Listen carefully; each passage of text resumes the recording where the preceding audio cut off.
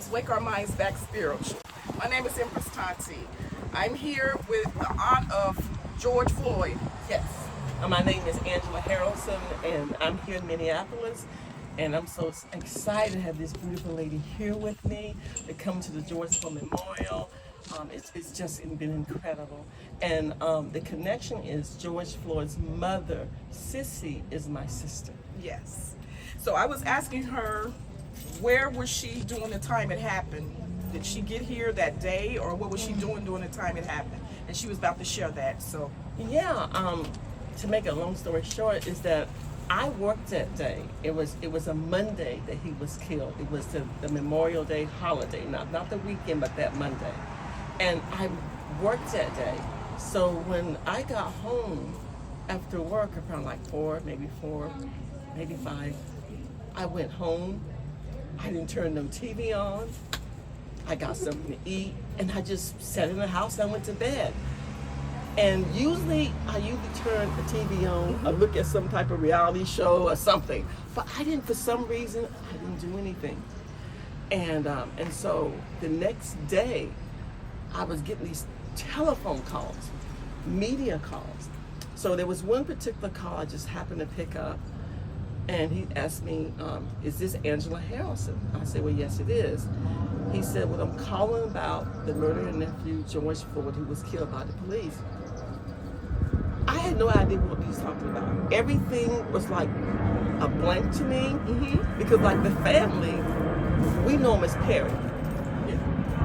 And that's his middle name. Which is his middle name. And I hadn't heard anything. I'm thinking, he's got to have the wrong family. Because nothing, I was in a daze about it. But he was relentless.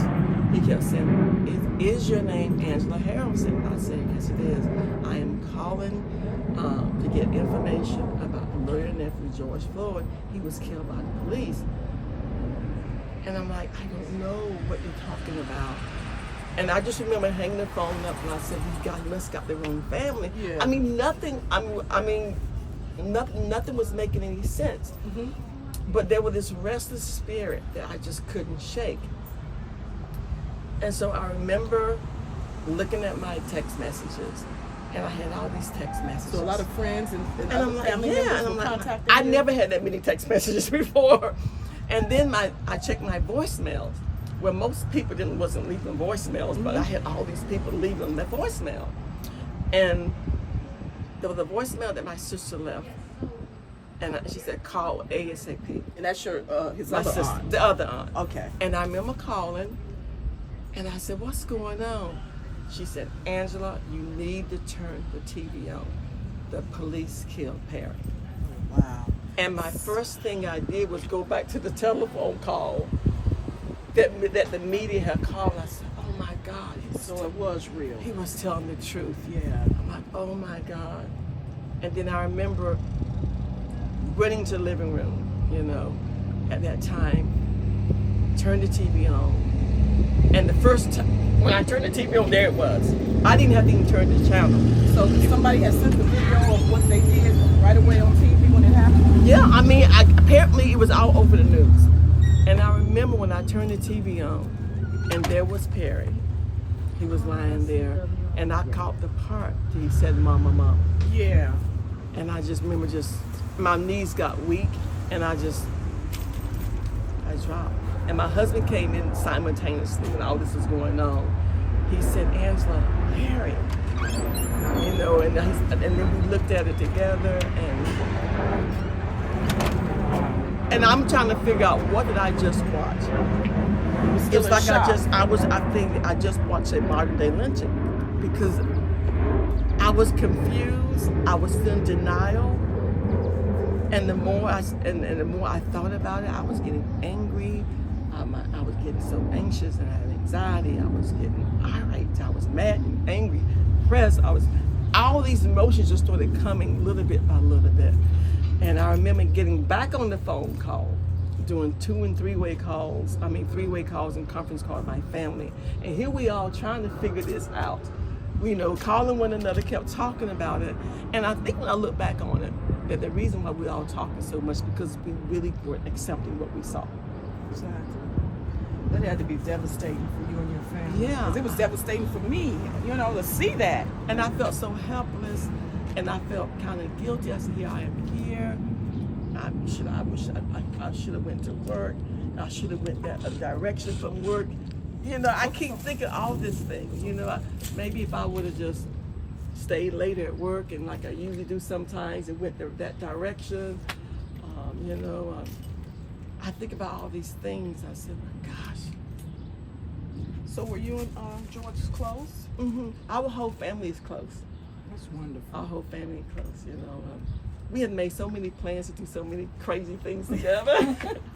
He wanted the particular message that he was going to come and work out at my job, to be a mental health tech, because I'm a mental health nurse, mental health ICU nurse, and I knew by him being so tall and his experience with as a security guard and being a bodyguard, and he had some college, that he would be so good at handling that population, because he was nice and he was friendly, and he loved people, despite what the press say.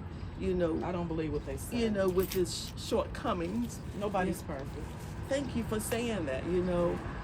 When he was at his best and he was sober, you can ask for a better person to be around. And he and my sister were very, very close. They were each other's heartbeat. So he was very close to my sister. He was all about family. And wouldn't let you talk about none of them neither. I'm like, I would say so-and-so. He said, Angela, Auntie, that's family. I'll just let it go. And I would just let it go. And you sound like someone I would have liked to have met. Oh, you would have, oh my goodness. He was very humble, like I said, he had a shortcoming. He spent about 4 years in prison. He got into a lot of trouble. There was a cycle, a long period that he just could not get out of. It doesn't matter what his past is. They shouldn't have done that to him. Right. That's the bottom line. Right, and I always say that it doesn't matter what his past was. He still was a human being. Exactly. But I tell his past to be transparent and to let people know he was just somebody like everyone else that has issues involved. And at that time, and what happened, the reason why he had stumbled and how he relapsed is because of my sister's death. Oh, he had just lost his mom previously.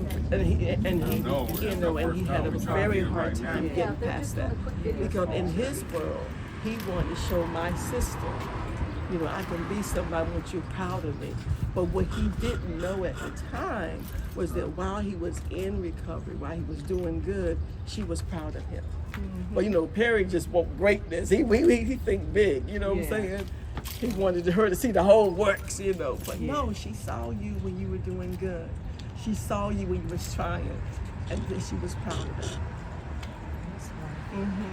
Well, Angela, thank you so much for coming on the show, sharing that with us. You are beautiful. Well, come here, you got a beautiful AJ. spirit. You go on the show now. AJ, the activist. Okay, well, tell about the King D. Oh, so I'm AJ. I work for an activist who's also a professional photographer. Okay, shorter. His name is King Demetrius Pendleton. We call him King for short. But we do a walkthrough here at the square, complimentary, using some of King's photos to give an idea about some of the stuff we really faced.